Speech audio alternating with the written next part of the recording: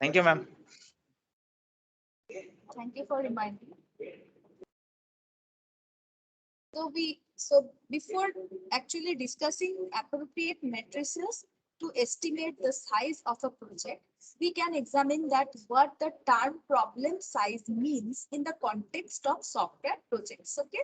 So the size of a project is obviously not the number of bytes that the source code occupies. So it is neither the byte size of the executable code also. So basically, the project size is a measure of the problem complexity in terms of the effort and time required to develop the product. Okay. So basically, two matrices are popularly being used to estimate size. One is LOC for line of, not line of control. Students, you know that movie LOC, that is a movie, and here it is line of code. Okay, not line of control, right? That movie name was line out of control or something like that, right, students? So here LOC means lines of code. Basically, LOC is the simplest among all matrices available to estimate project size. So this matrix is extremely popular, and this matrix measures the size of a project by counting the number of source instructions in the developed program. So it basically counts the number of source instructions. Now, if you are having a program, in that program, you what LOC will do, it will check all the lines of that code and it will keep on counting those. Okay. So obviously, while counting the number of source instructions, lines used for commenting the code and the header lines are ignored. Okay. So header lines, that is header files, actually we ignore that. So determining the LOC count at the end of a project is very easy, very simple. So however, accurate estimation of the LOC count at the beginning of a project is very difficult. Okay, because whenever we start doing a project, we don't know that how many, we can have a rough estimate that we are making this project, and for that we will require 1200 lines of code. But it is not original, because whenever you will be doing the project, see that if after every phase or after it may every module you check that it is increasing or decreasing. Okay, so that's why it may vary. So that's why it is not possible to estimate the LOC count at the beginning of a project. Okay, so in order to estimate the LOC count at the beginning of a project, anyone who is doing the project would have to make a systematic guess. Systematic guess means, like, project managers usually divide the problem into modules and each module into sub modules and so on until the sizes of the different leaf level modules can be appropriately predicted. So to able to predict the LOC count for the various leaf level modules sufficiently accurately, past experience in developing similar products is very helpful. So that's why we need experienced staff to do this kind of project, because we know that past experiences are required, and past experiences, from those experiences. So if you see anyone who is novice or who is not having that much of knowledge to do a code, so if that program, if you are taking that developer and he is developing a program, then what it will happen, you will see that whatever estimate he has given before starting of the project and after the ending of the project, the LOC count is varying a lot. That is, he has given a rough estimation because he has no prior knowledge about that kind of coding. So that's why he has given a count, like, suppose, let us suppose he has given 200 2000 lines of code, but after completion of project, it is found out that it is having 5000 lines of code. So the difference between 2000 and 5000 is very huge. So that's why we used to take experienced staff, so that who can give an error of less that is, if you are giving 2000, then it may happen, it is acceptable if the size, if the LOC count varies to 2500. Okay, that is 2500, that is also fine, but 2500 range is not acceptable. Okay, so that's why by using the estimation of the lowest level modules, project manager arrives at the total size estimation. However, LOC is a measure of problem size, has several shortcomings. Okay, so basically LOC gives a numeric value. So this is the advantages of LOC. So basically, LOC gives a numeric value of problem size that can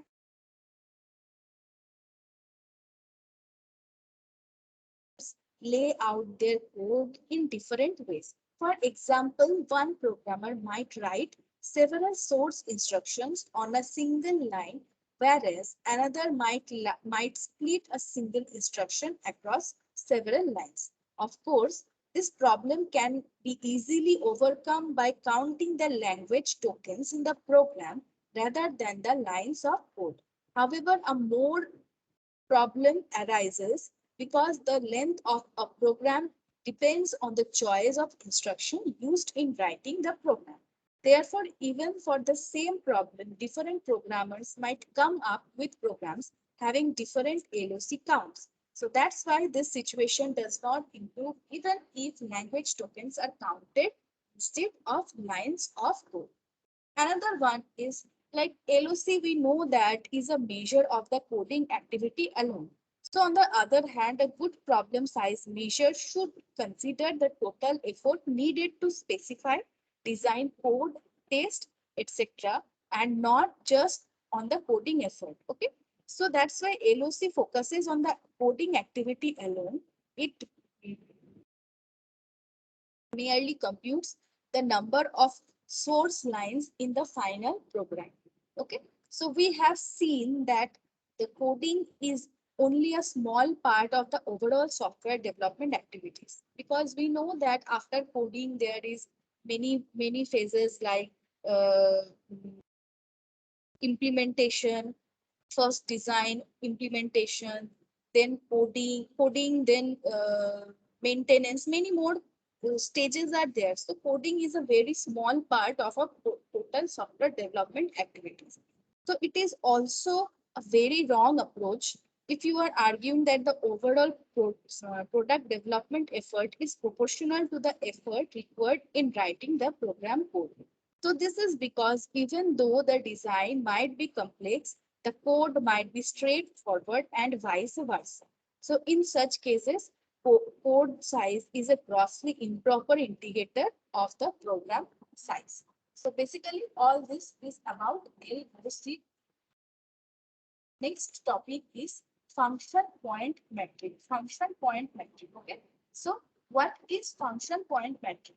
So function point metric is actually was proposed in 1983, and this metric overcomes many of the shortcomings of the LOC metric.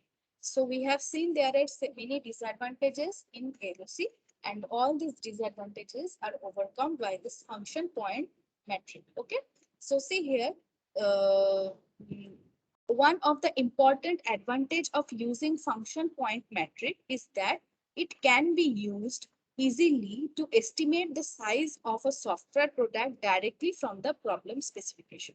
So here we can directly understand or estimate the software product, the size of the software product from the problem given. Okay, the client will be providing the problem, and based on that we can make. Okay, so this is in contrast to the LOC matrix, where the size can be accurately determined only after the product has fully been developed. Okay, so the conceptual idea behind the function point metric is that the size of a software product is directly dependent on the number of different functions or features it supports. Okay, so this is the okay. I will be just a second. So a software product supporting many features would certainly be of larger size than a product with less number of features. So each function when invoked reads some input data and transforms in it to the corresponding output data. So if you see one example, just see whether this example.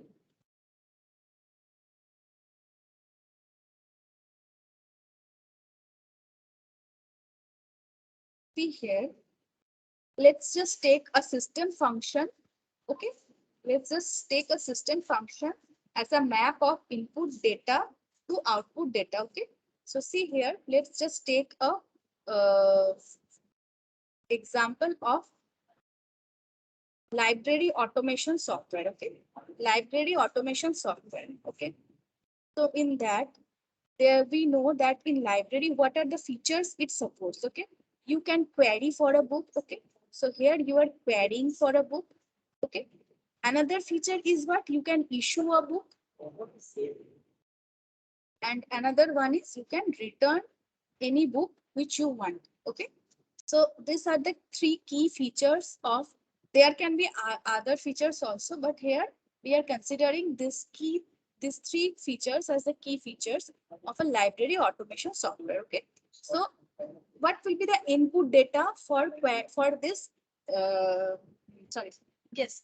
What will be the input data for these three features? Okay, so we know that whenever we are querying any book, or whenever we are issuing any book, or whenever we are returning any book, for that we need to have a book name. Okay, we need to have a book name.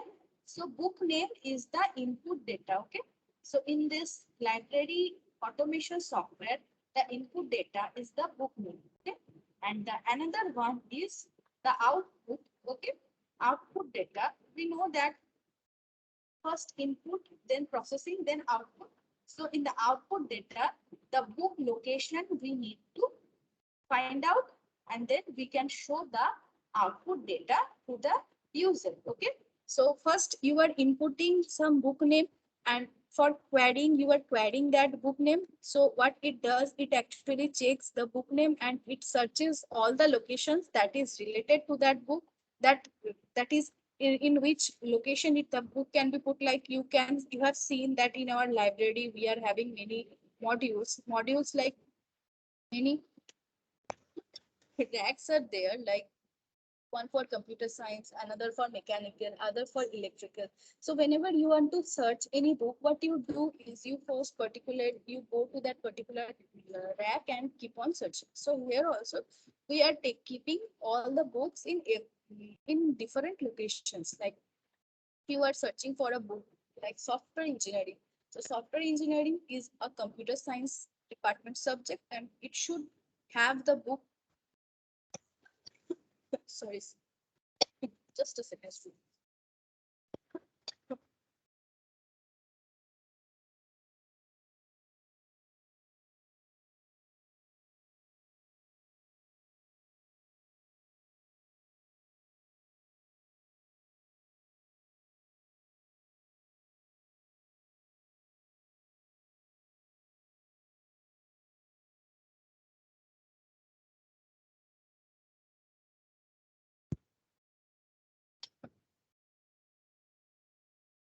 for the interruption.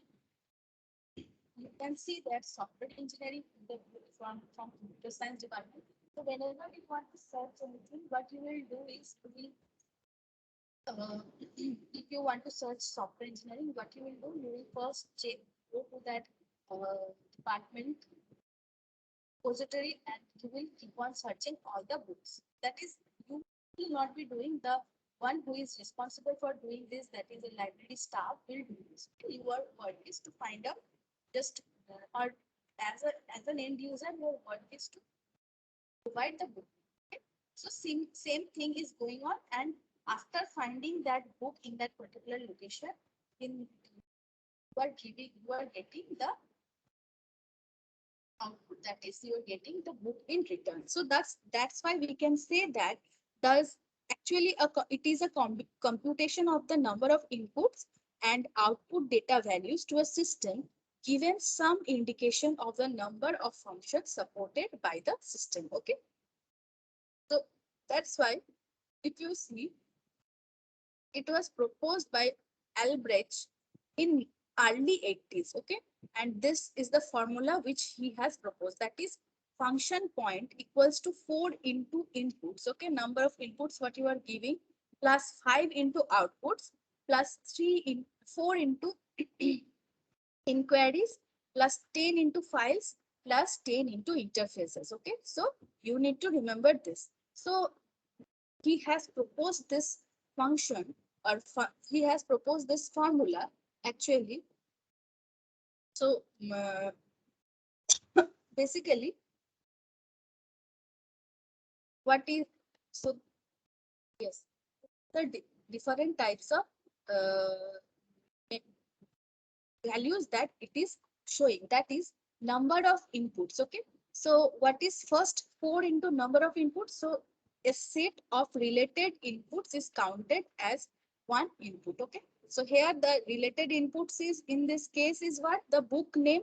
So here book name is the number of inputs, that is 1. So here each data item input by the user is counted, and data inputs should be distinguished from user inquiries, and user inquiries are user commands such as print account balance if you are given, or here we are having book name. Okay, so inquiries are counted separately. So it must be noted that individual data items input by the user are not simply added up to compute the number of inputs, but a group of related inputs that are considered as a single input. So while entering the data concerning of an employee to an employee payroll software, so we have taken this library automation software. There can be another one like employee payroll software. So in that software, what will be the input for that software? So if you are having employee payroll software, so the inputs will be like employee payroll software. So the inputs will be like what? Employee's name, employee's age, employee's address, employee's phone number. So there can be many number of inputs. So n number of inputs can be there. Okay, maximum n number of inputs can be there, and all those inputs can be considered as a single input. Okay, so all these data items can be considered to be related since they pertain to a single input. So that's why for a single employee, we are considering all the inputs, all the n inputs as a single input. Okay. So next is the output. Okay. Next, output. What is output? It is basically a set of related outputs counted as one output. So we are considering all the related outputs as one output. So basically the output considered refer to reports, printed, screen outputs, error messages produced, etc. So while computing the number of outputs, the individual data items within a report are not considered, but a set of related data items is counted as one output. Next is, here in this case, if you see where the output is, we are considering one output, that is book location. It is similar type of books, we are considering it as a single output. Okay. Next one is inquiries. Okay, so each user query type is counted. Here we are counting the each user query type. So number of inquiries is the number of distinct interactive queries which can be made by the user. That is, if user is querying something like, I want this book, I want the book of software engineering along with data structure. In this way, number of inquiries will get increased. Okay. So these inquiries are the user commands which require specific action by the system. Okay. Next is the files. Okay. That is number of files are logically related data and thus can be data structures or physical files. So here each logical file is counted, and a logical file implies a group of logically related data. Thus, logical files include data structures and physical files. So next one is interface. Okay, what is interface? Interface is actually data transfer to other systems. So here the interfaces considered are the interface used to exchange information with other systems. So for example, data interfaces are data files on tapes, disks, communication links with other systems with other systems. So basically, the complexity level of each of the parameters are graded as simple, average, or complex, and the weights for the different parameters can then be computed. Okay. So thus, rather than each input being computed as 4 function points, very simple inputs can be computed as 3 function point and very complex inputs as 6 function points. Okay. So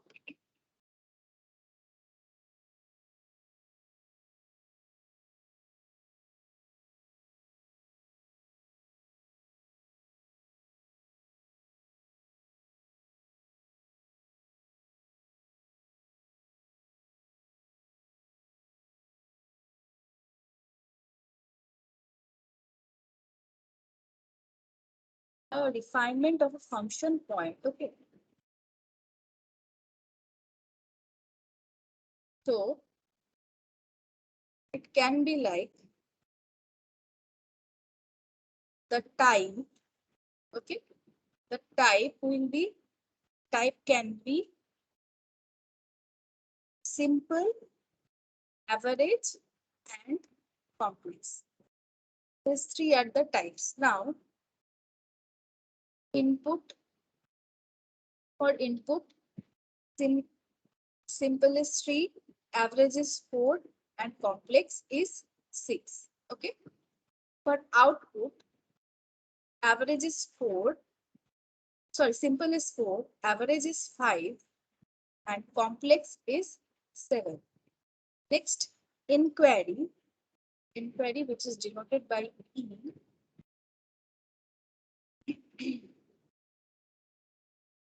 The simple is 3. This is 3, okay? 3. Average is 4. Complex is 6. For number of files, that is F, okay? The simple is 7. Average is 10. And complex is 15. Next, number of interfaces. Number of interfaces is 5 for simple, 7 for average, and 10 for complex. Okay, so you need to remember this chart while doing sums. So I will be doing few sums using this chart. So you need to remember this chart. Okay, so remembering this chart is also not that much difficult. Okay, remembering this chart is also not that much difficult. So see here, everything is increasing. Okay, everything is increasing. So first it is,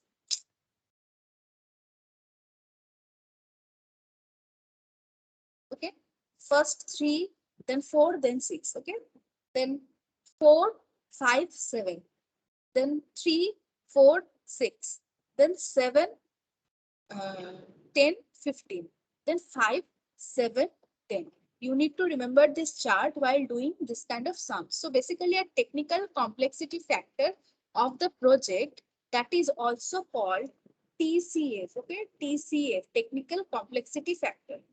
So technical complexity factor for the project is computed and the TCF is multiplied with UFP, okay, to yield function point. So you need to multiply with these values to get the value of function point. Okay. So next is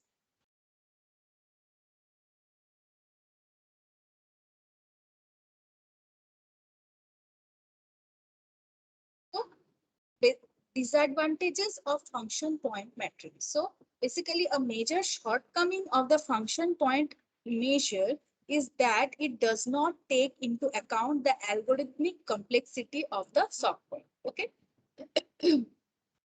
So that's why this is a very big disadvantage. So that is the function point matrix implicitly assumes that the effort required to design and develop any two functionalities of the system is the same. But we know that this is normally not true. So the effort required to develop any two functionalities may vary widely. For example, in a library automation software, whatever we have taken. Okay, so let's just move here. So in a library automation software, the create member feature, so there can be a member for that we need a create member feature, would be much simpler compared to the loan from remote library feature. So it takes only the number of functions that the system supports into consideration without distinguishing the difficulty level of developing the various functionalities. To overcome this problem, an extension of the function point matrix called feature point matrix has been proposed. Okay, so that's why we need this. Next is function point matrix incorporates algorithm complexity as an extra parameter. So this parameter ensures that the computed size using the feature point matrix, that is also called function point matrix, reflects the fact that the more is the complexity of a function, the greater is the effort required to develop it, and therefore its size should be larger compared to simpler functions. So proponents claim, actually proponents of function point and feature point matrices claim that these matrices are language dependent and can be easily computed from the SRS document during project planning.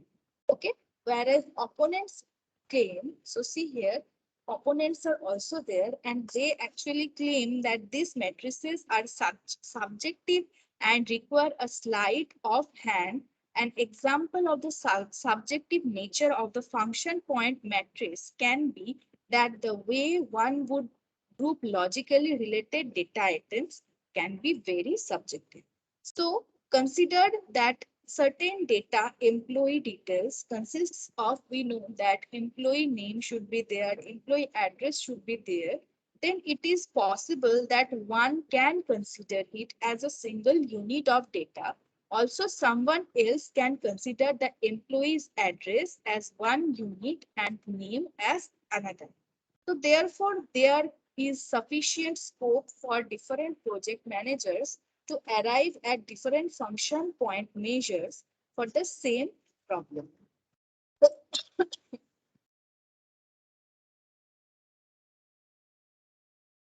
Empirical estimation technique. Next is empirical estimation technique. So function point is clear to everyone, students? Is it clear? Students, respond. Yes, madam. Yes, yes, ma'am. Next, so we have in the last class, we have discussed three types of techniques, that is empirical estimation technique, next is heuristic estimation technique, and another one is analytical estimation technique. So here we will be discussing about empirical estimation technique.